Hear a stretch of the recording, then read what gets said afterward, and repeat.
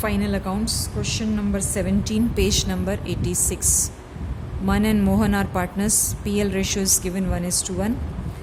I'm explaining you the main points. Rest of the sum, it's your homework. You have to complete it. Capital and drawings. Capital means check the question. Current account is not given. So simply draw trading PL APRO, capital and balance sheet. And in capital account, credit side put the balances of capital and debit side put the balances of drawings. Purchase, trading debit, sales, trading credit, advertisement, expense, okay, PL debit. Carriage outward, PL debit. Now see, machines, there are two machines. Balance sheet fixed assets में add both the machines.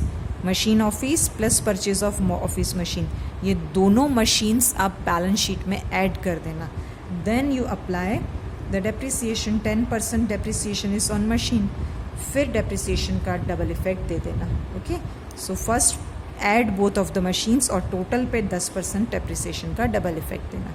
Then building fixed assets and even 10% depreciation you have to calculate, give double effect. Office salary, PL debit.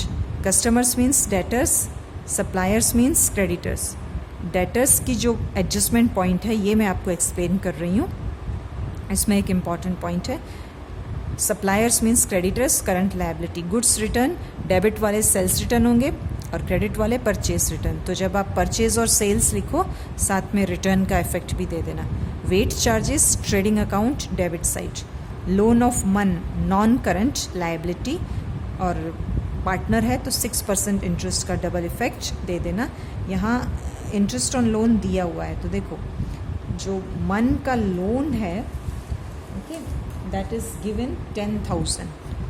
Loan of मन 10,000, ये तो आप balance sheet में दिखा दोगे, पर उसका 6% इंटरेस्ट कितना होगा?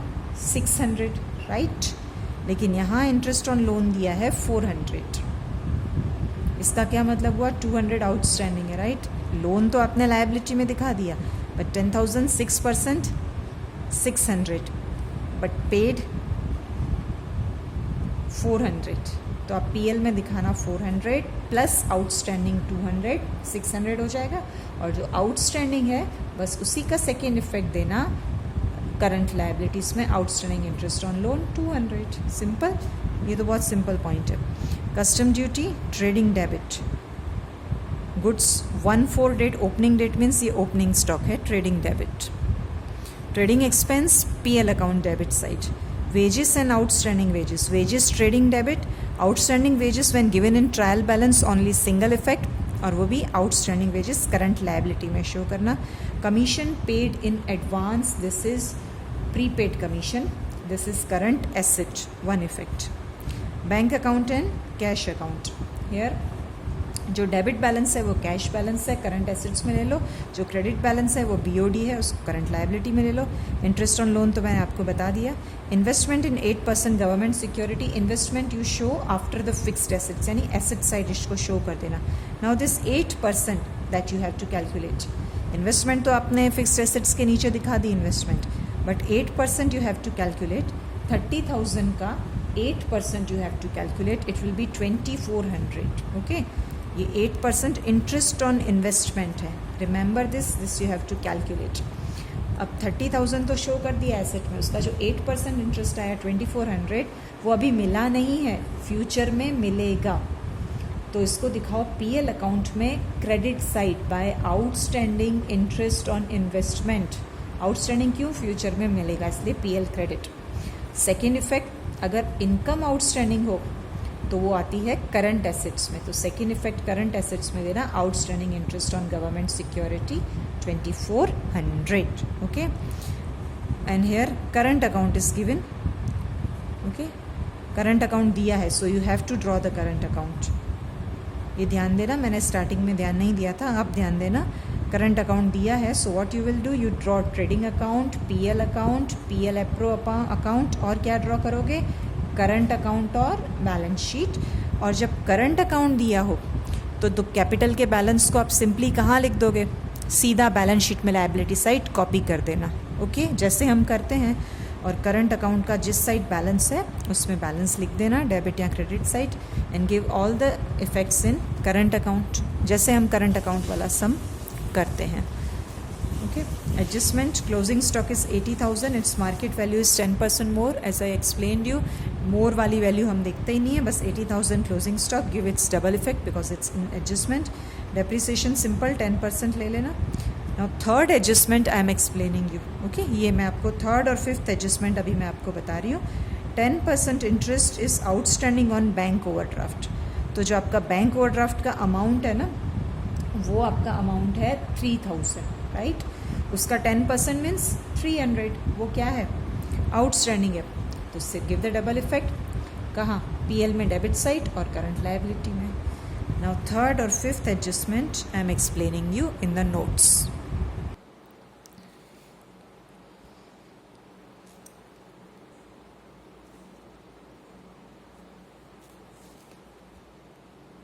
Question number 17.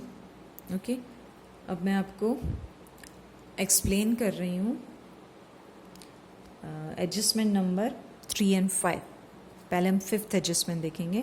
Goods of 2000 is missed out to be recorded in sales return book. Okay, goods of 2000 is to be missed out to be recorded in the sales return book. यानी 2000 का sales return आप record करना भूल गए हो, तो एक तो इफेक्ट आप डालोगे ट्रेडिंग अकाउंट में, जो ऑलरेडी सेल्स रिटर्न है वो तो माइनस होगा ही, और ये 2000 भी और माइनस होगा.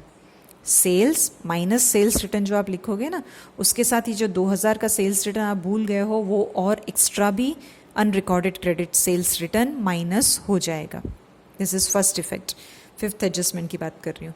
Now second effect of this you will give in balance sheet asset side. Okay, where you will give the second effect, balance sheet asset side, in the heading current assets. Then give the second effect of fifth adjustment, debtors. Debtors are rupees 25,000. Now fifth adjustment is saying 2000 sales return is missed out. So you have to write this. जब sales return होता है तो आपके debtors कम हो जाते हैं. Okay, ये sales return record करना आप भूल गए हो, तो एक तो ट्रेडिंग में डाला, और सेल्स रिटर्न होने से डेटर्स आपके कम हो जाएंगे. इट्स 23,000. ओके, हो गया ये fifth adjustment. Now the main adjustment, second adjustment, sorry third adjustment is very important in question number 17. Debtors of rupees 10,000 became insolvent. Insolvent means ये लोग अब आपको पैसे नहीं देंगे. 50% amount will be received as per the instructions of the receiver. तो ये जो 10,000 के आपके डेटर्स हैं जो इंसॉल्वेंट हो गए, वो आपको 50% अमाउंट यानी 5,000 रुपीज़ देंगे. मतलब बाकी 50% क्या हुआ, bad debts, right. This is bad डेप्ट न्यू. कितना, 5,000, यानी अब आपके पास बचा ये 18,000. 10,000 के डेटर्स इंसॉल्वेंट है, बट उसमें से आधा अमाउंट आपको मिलेगा, तो बाकी आधा नहीं मिलेगा. दैट इज बेड डेप्ट. अब इस बात को ध्यान से समझो. 10,000 debtors became insolvent. they are going to give you 5,000 rupees and they are not going to give you 5,000 rupees. यही मतलब हुआ ना, 10,000 का डेटर इंसॉल्वेंट हो गए, बट आपको 5,000 मिले और बाकी के 5,000 नहीं मिले. अब टोटल डेटर्स कितने हैं, 23,000 total debtors, right. 23,000 are total debtors. उसमें से 10,000 की डेटर की तो बात क्लियर हो गई कि आधा देगा आधा नहीं देगा, हो गई ना इसकी बात क्लियर. तो बाकी कितने डेटर्स बचे आपके, ये सिर्फ मैं समझा रही हूँ आपको. बाकी कितने बचे, 13,000 के डेटर्स बचे ना. Now these debtors are doubtful कि ये पैसे देंगे कि नहीं देंगे. ये 10,000 वाले डेटर का तो केस क्लियर हो गया ना, आपको पता चल गया आधा अमाउंट दिया आधा नहीं देगा, ये तो श्योर केस है.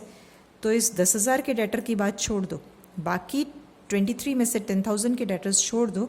जो 13,000 के डेटर्स हैं, now you are not sure that they are going to give you money और they are not going to give you money. These are doubtful debtors and always BDR is calculated on doubtful debtors. Always BDR is calculated on doubtful debtors. So you will calculate 5% BDR on this amount, not on this amount. 13,000 का 5% it will be 650. ये आपको rough में calculation करना है. Okay तो ये 650, लेकिन ये 650 माइनस यहाँ से होगा BDR न्यू.